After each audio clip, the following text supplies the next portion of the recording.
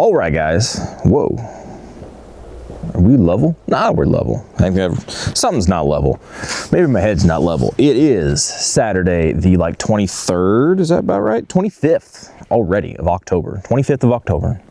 This is probably, if I was a betting man, I would say this might be our last time here in this location before it snows. Because even this morning, the ground was covered in a frost, and I passed a couple spots where it was spitting snow. It was weird. You know, like you have those random downpours like in places like Florida and stuff where you can see like this specific spot where it's like raining only right here, like within like a 10-foot radius. There was this spot where it's like a block long where it was snowing, very light, but then you immediately drove out of it. It was very strange.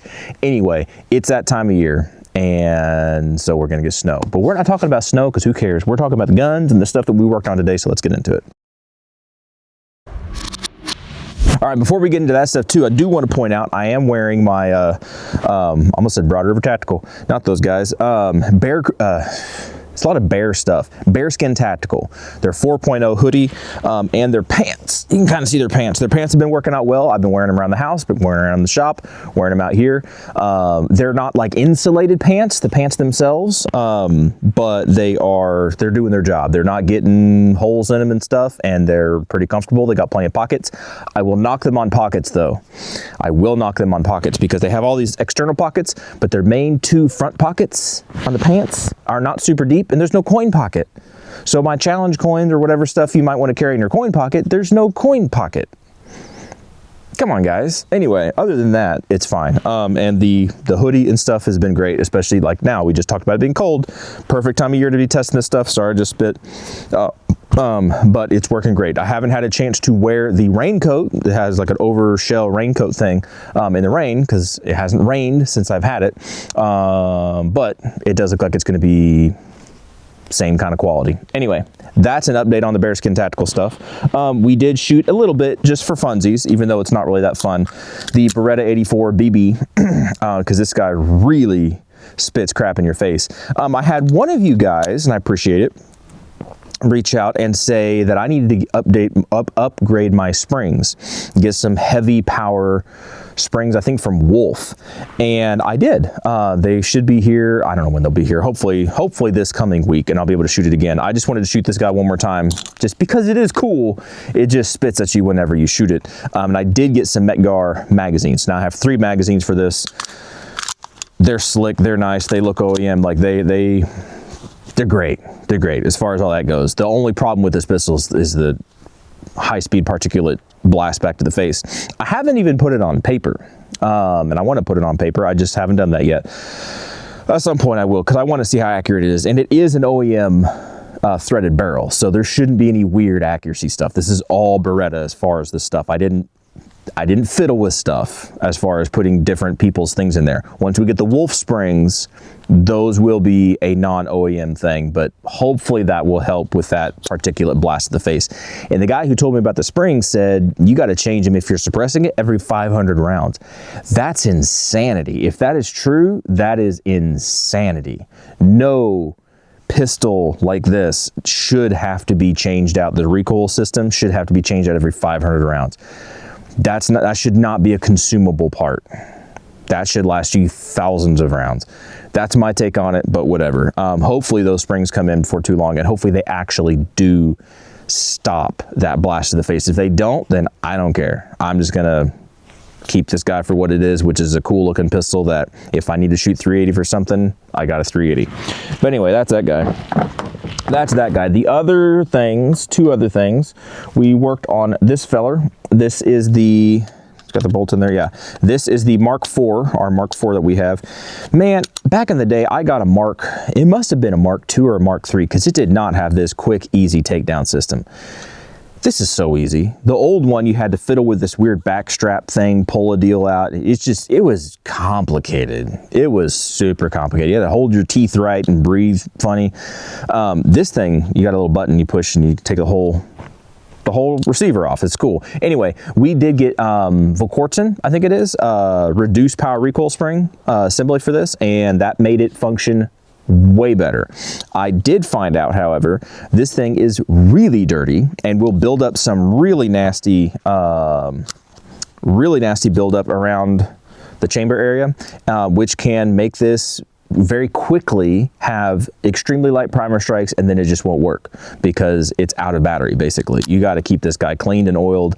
It's pretty finicky. But even with this super shorty barrel, if you use those, I think it is full Quartzen, I think it is, that reduced power recoil spring, the cycling issue is pretty much resolved. There might have been a couple times where it didn't quite work, but that's generally because the gun got dirty. I'm not going to fault it for that. As far as accuracy goes, I still need to put this thing back on paper. I just have this Aurora red dot on here just for kicks and giggles because I needed something. Last time I shot this thing, it was getting keyholes. So bullets are tumbling through the air, not spinning like a football, which is not good. And so we also do have, and I shot it a little bit, but it has no sights on it, so I'm not going to try to test accuracy. I did get another one of these receivers from Boss Firearms, I think that's who it is. Cheap. For stuff like this is cheap. Yeah. And I cut the barrel and I threaded it and it seemed to go fine. I think it's slightly non-concentric, just slightly, but I had no baffle strikes. I tried 3 different brands of suppressors and no baffle strikes, no issues, no sights on the gun. So I don't know if it's throwing rounds left and right or keyhole, and I didn't even shoot it at paper. I just shoot it at the dirt and some steel targets. But Boss Firearms, guys, if you want to, I don't know if they still have them or not, but they've had them for a while. You can get these things pretty cheap. If you have any threading tools and you do your own garage gunsmith stuff, this could be a really easy way to get one of these super shorty, receivers. If you already have a Mark IV, this would be a really easy way, a cheap way to get into that instead of buying some $500, $600 complete build. I'm just saying, just cheap compared to that, really cheap. Other stuff we had, the Nomad Defense they don't even call it a G26X. They say it's a 9SX, the Nomad 9SX. This guy, I love the frame, grip, and angle, and everything about that, okay? It still had some issues cycling whenever I shot it suppressed. Unsuppressed, it seemed to just be fine.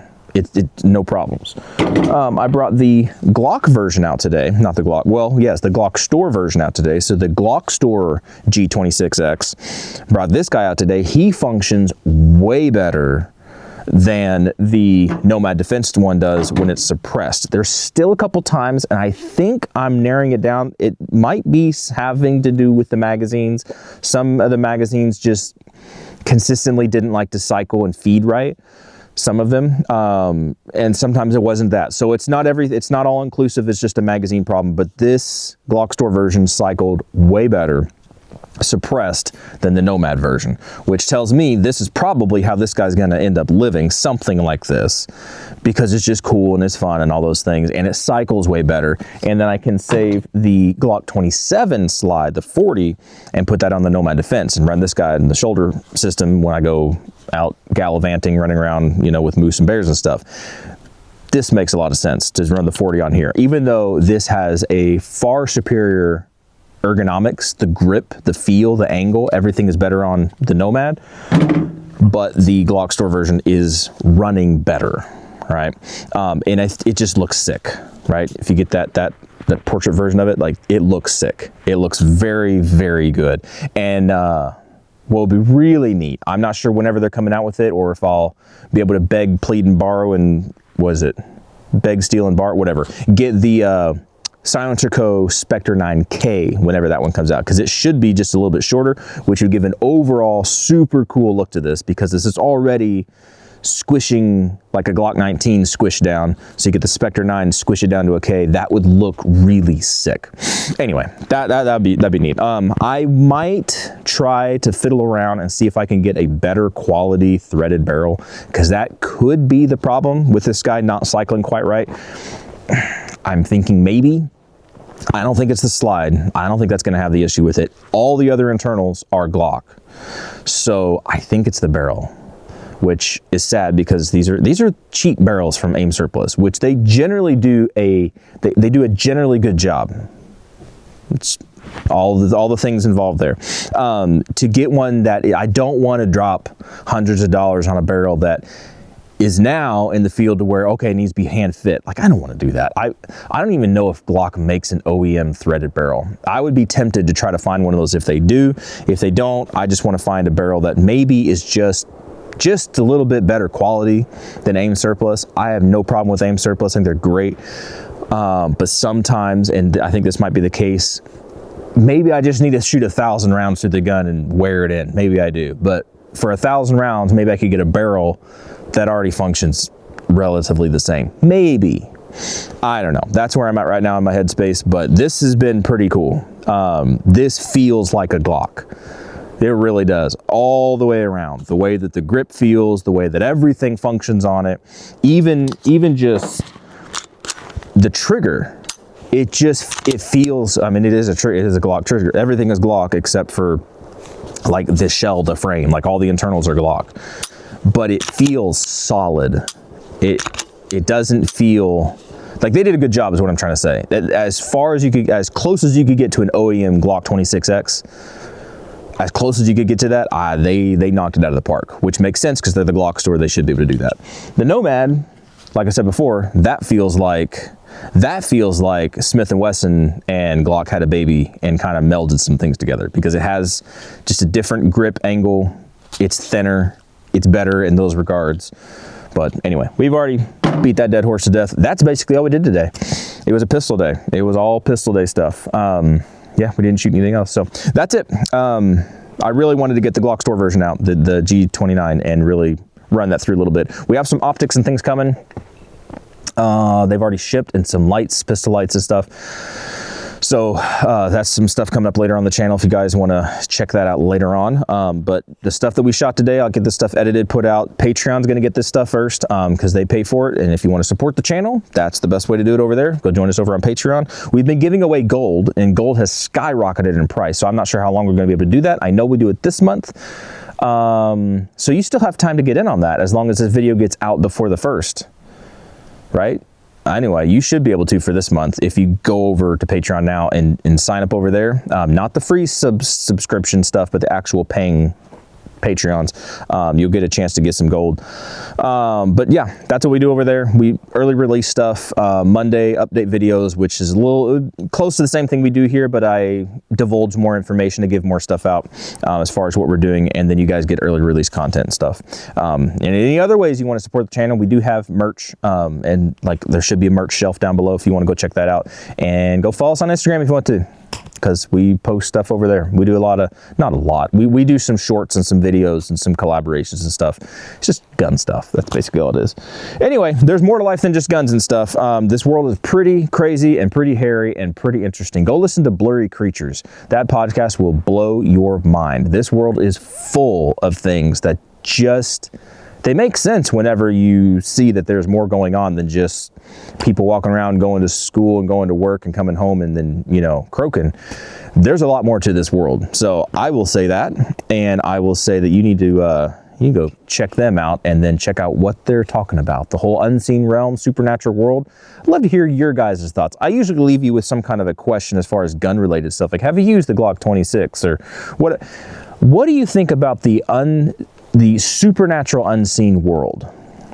I'm not saying denominations or religions. I'm saying, what do you guys think about the supernatural world? Is it real? Is it ethereal? Does it exist? Does it not exist? I'll bet you'd be surprised how many people, if they answer, have some really weird stories.